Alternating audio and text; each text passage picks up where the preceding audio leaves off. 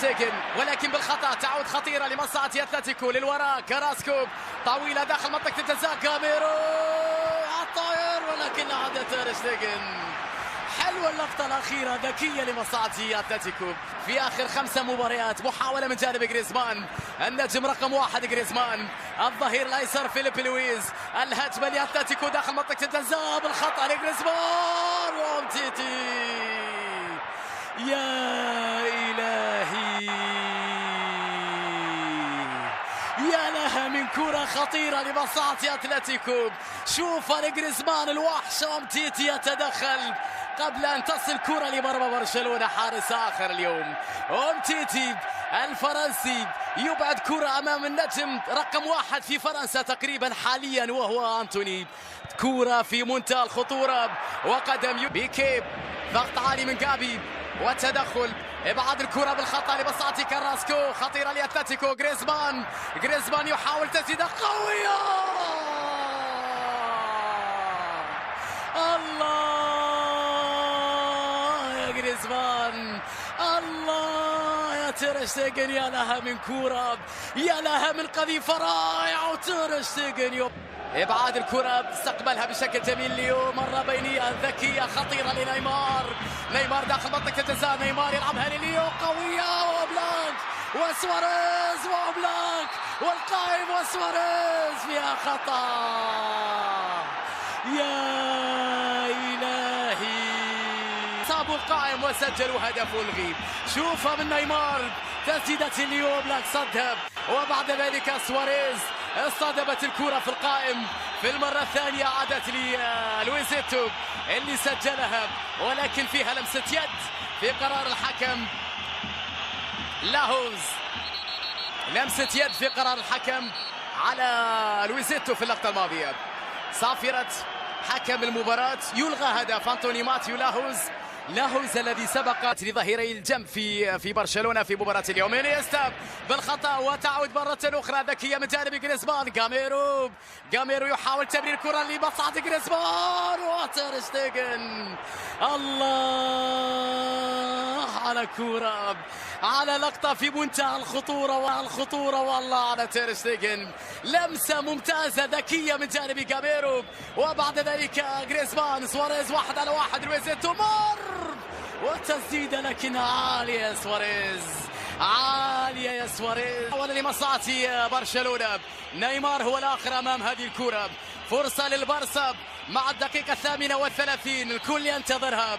نيمار وليو يلعب كرة بلاك يتدخل. لقطة في منتهى الخطورة من جانب ميسي وتألق كبير لأوبلاك. عودة في الوقت المناسب لأوبلاك اللي كان غائب. التعادل بطعم الخسارة لكلا الفريقين. كرة في منتهى الروعة من جانب ليوب وردة فعل جميلة أيضا من جانب حارس المرمى أوبلاك الذي مثل ما ذكرت يعود في الوقت المناسب في مباراة قمة مهمة جدا لأتلتيكو مدريد. هذه إعادة للفرصة الخطيرة لبرشلونة. ثاني فرص برشلونة في الشوط الأول. هذه الركنية الأولى لبرشلونة بعد مضي 38 دقيقة. لعب كرة طويلة داخل منطقة الجزاء. سافيتش يتدخل تسديدة من أومتيتي ولكنها بعيدة جدا وفي الأخير إلى ضربة مرمى بعيدة. أومتيتي ينتظر هذه الكرة العرضية من جانب نيمار للقائم الثاني بالراس وبلاك.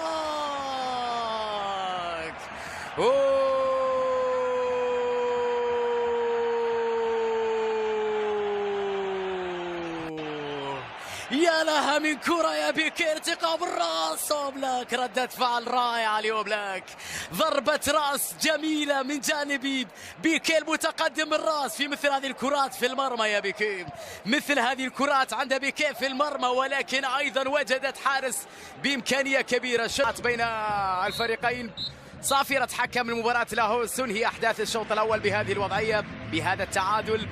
وننتظر وإياكم شوطا ثانيا قد تحضر معه الأهداف وقد تأتي معه أيضا الإثارة في قمة هذه الجولة من الليغا الإسبانية في الجولة 34. شكرا. يلعب بذات الطريقة وبعد ذلك انتظار عند بعض الأسماء المهمة على غرار فرناندو توريس الموجود في دكة البدلاء. عناصر اتلتيكو بالخطأ من جانب سافيتش، يستعيدها نيمار، محاولة من جهة اليسار، عدى من الأول، تمريرة أخرى، لمسة للويزيت خطيرة يلعبها، ضاعت يا سواريز، ضاعت يا سواريز، يا لها من كورة، يا لها طويلة إلى جريزمان بكيفية تغطية، تدخل وعودة، ساول بينية لجريزمان داخل منطقة الجزاء، تير شتيجن، يا إلهي، مر باليد اليسرى، بالقدم، بالركبة، ذود عن مرمى بشكل رائع، وكابي قوية، وتير شتيجن يملأ مرمى، تير شتيجن يقدم مباراة العمر اليوم، تير شتيجن، وبوسكيتس لا يحب أحدا يشكل خطر على برشلونة. هذه كرة كانت في منتهى الروعة، أجمل ما فيها تلك ردة الفعل، ذلك التحرك، هذه الركبة، وهذا الحارس الرائع. أتلتيكو يعود الهجوم في الليغا، ومحاولة لمصلحة جابي خلف المدافعين، فيرساليكو يلعب الكرة العرضية داخل جودين من راس، عدت، وبعد ذلك إلى ضربة مرمى. يا الله على كرة، يا الله على، يلعبها إلى ليو، خطيرة لبرشلونة، عنده مساحة، ليو يلعبها بينية، دفاع، ورافينيا مر، ورافينيا يلعب كرة صدمت في عناصر أتلتيكو، وضاعت وعادت لنيمار وفي سافيتش. سواريز الآن يصل الكرة، سواريز داخل منطقة الجزاء في زحمة المدافعين، رافينيا، فعل رافينيا، هدف لبرشلونة،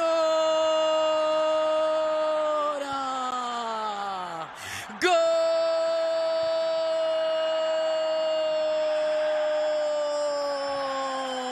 للبارسا، هدف للبارسا، رافينيا، نعم، كنا ننتظر اليوم، ننتظر سواريز أو نيمار ليكون البطل في هذه القمة، اللي يسجل في مرمى أتلتيكو اليوم إذا قدر لهم أن يسجلوا، يصل هدف في زحمة المدافعين. رافينيا هو الحل، ليست صعبة حالة رافينيا في زحمة مدافعي أتلتيكو مدريد، خطفها، ضربهم، قتلهم، سجل في مرماهم، وأذاقهم المر، وتقدم برشلونة. أي ردة فعل ننتظرها يا أتلتيكو الآن؟ 1-0 للبارسا بعد كرة كانت خطيرة من بدايتها، ورائعة بالنسبة لبرشلونة في نهايتها. هذه اللقطة، هذا الهدف قد يساوي الكثير في نهاية الموسم. المباراة أكدتها بعد الهدف اللي سجل ليو، ردة الفعل لهدف برشلونة الثاني، وهذه محاولة لأتلتيكو بالراس، والتعادل. يا جودين، يا جودين، يا جودين، يا جودين، موعد آخر مع الفرح يا جودين، هدف التعادل لأتلتيكو مدريد، عودة إلى القمة مرة أخرى عاليا، يرتقي دائما عاليا دييغو جودين، مسجلا كثيرا ما كان مسجلا من كرات ثابتة، متألقا كثيرا ما كان متألقا في المباريات الكبيرة. الله على كوكي، وجودين من راس، لعبها كوكي وأكدها جودين، الكوكيز. الآن هدف لمصلحة فريق أتلتيكو مدريد، عودة مهمة إلى المباراة، بالكاد لمسها، على الكرة وردة فعالية تير شتيجن، كانت قريبة من الذراع، من اليد، مسحت راس جودين واتجهت إلى المرمى. الكرة ليو، المحاولة من جانب ميسي طويلة داخل منطقة الجزاء، وبعدها دفاع ذكي من ليو. راكيتيتش تحضير نحو أمتيتي، جودين في التغطية، أمتيتي بين سواريز، ليو دفاع،